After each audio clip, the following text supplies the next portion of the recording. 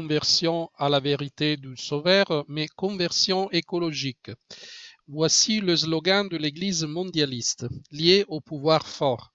Au nom de Saint François, le chevalier du Christ par excellence, le héros du grand roi, comme il s'appelait lui-même, le pape François, avec un groupe de personnes, dont 2 représentants autochtones et 2 cardinaux, Claudio Hume, l'un des plus fervents disciples de la théologie de la libération et président de la commission épiscopale pour la conférence épiscopale brésilienne pour l'Amazonie, et Peter Turkson, préfet du département pour le service du développement humain intégral, qui a collaboré à la rédaction de l'encyclique sur l'environnement Laudato Si, a célébré une messe le 4 octobre dernier, jour de la fête de Saint François, celui qui a tout récapitulé dans le Christ et avec Saint Dominique de Guzman a réussi à soutenir l'Europe et l'Église contre les hérésies, en particulier celles de Vaudois et des Cathares, qui avaient tendance à être végétaliens, et contre la corruption dans laquelle elle était piégée.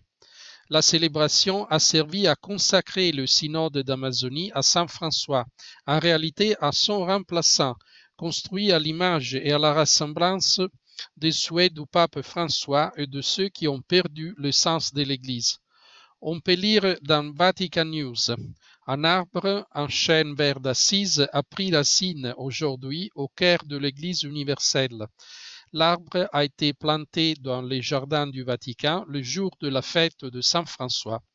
La célébration qui s'est tenue en présence du pape était liée à cette image, notamment pour sceller une fin et un début.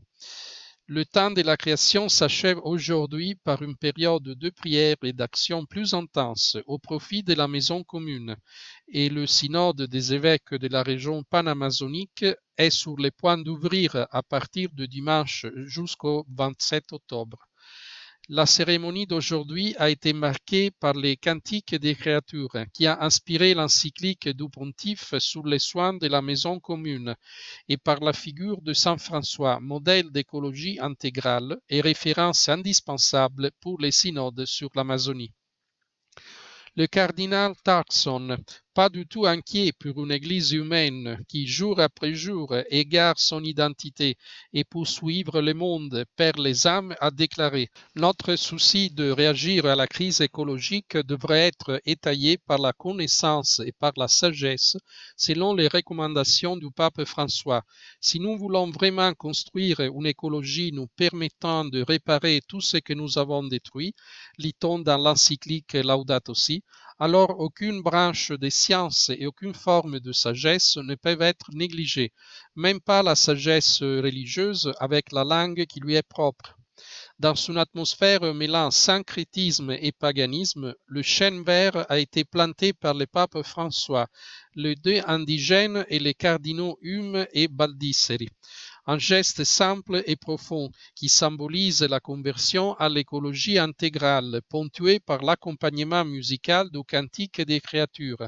Il n'est donc pas surprenant que le cardinal Turkson ait écrit la préface du livre Bréviaire de l'écologiste du frère mineur conventuel polonais Gisław Józef Kijas, auteur notamment de Écuménisme, réponse à 101 questions, avant et après Assise, christianisme, culture, religion. Dans ce bréviaire de l'écologiste, il y a tout et le contraire de tout pour offrir un travail écuménique inclusif, un vrai manifeste donc d'une église définie comme contemporaine, défigurée par le restyling moderne.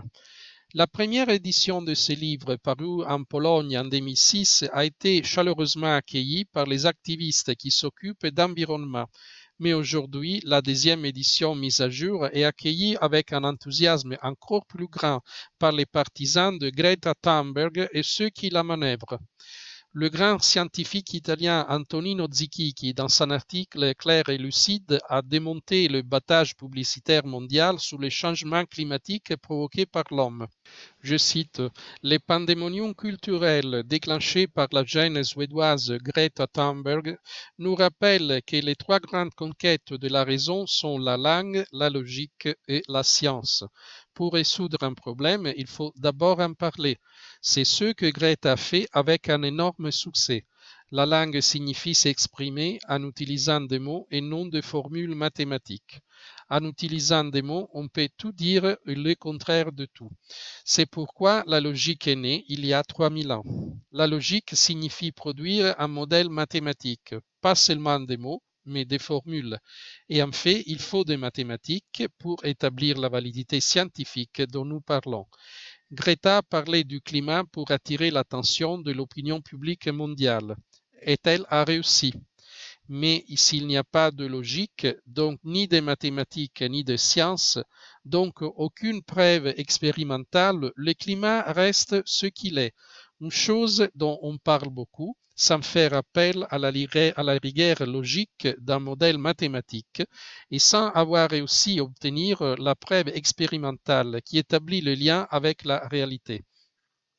Greta ne devrait pas interrompre ses études, comme elle a dit vouloir faire, pour se consacrer à la bataille écologique, mais devrait retourner à son école et dire que l'on devrait apprendre les mathématiques, des équations différentielles non linéaires couplées et les tests expérimentaux nécessaires pour établir si ce système d'équations décrit réellement les phénomènes liés au climat. Fin de la citation. Non seulement Greta, mais aussi l'Église a perdu la logique avec ses formules mathématiques, c'est-à-dire ses principes, ses dogmes, ses véritables enseignements qui ne connaissent ni mode ni temps, qui ne conviennent pas à ceux qui suivent des directives relativistes, maçonniques, panthéistes et mondialistes, produisant des erreurs doctrinales et pastorales. Les formules dogmatiques et catéchétiques sont celles qui ont permis à l'Église depuis 2000 ans de rester sur les traces du Christ, celles qui lui permettent de ne pas devenir folle comme cela arrive à l'Église de Florence qui paye les études en théologie à l'imam Hamdan al-Zekri, un réfugié yéménite, guide spirituel musulman de la prison de Sollicciano, qui discutera sa thèse pour devenir docteur en sciences religieuses, un titre qui lui permettra d'enseigner la religion entre guillemets catholique dans les écoles. Al-Zekri affirme être un musulman désiré de rester tel, mais j'aime Jésus parce que l'islam et le Christ sont très proches. Saint François d'Assise savait bien que l'islam et le Christ sont très distants. Lui qui s'était rendu en mission dans les pays musulmans pour convertir le peuple, comme l'avait fait Saint Paul, et pour trouver le martyr, d'après les sources franciscaines. Même le clergé, comme Greta, est invité à retourner à l'école.